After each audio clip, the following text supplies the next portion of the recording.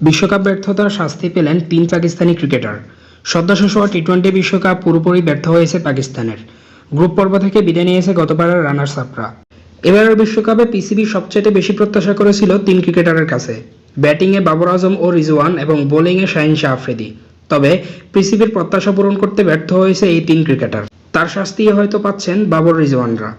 এই তিন ক্রিকেটারকে গ্লোবাল টি-20 লিগে ছাড়পত্র দেয়নি পিসিবি। চলতি জুলাইয়ে শ্রীলঙ্কা, যুক্তরাষ্ট্র ও কানাডার টি-20 লিগে খেলবেন পাকিস্তানের বেশ কয়েকজন তারকা ক্রিকেটার।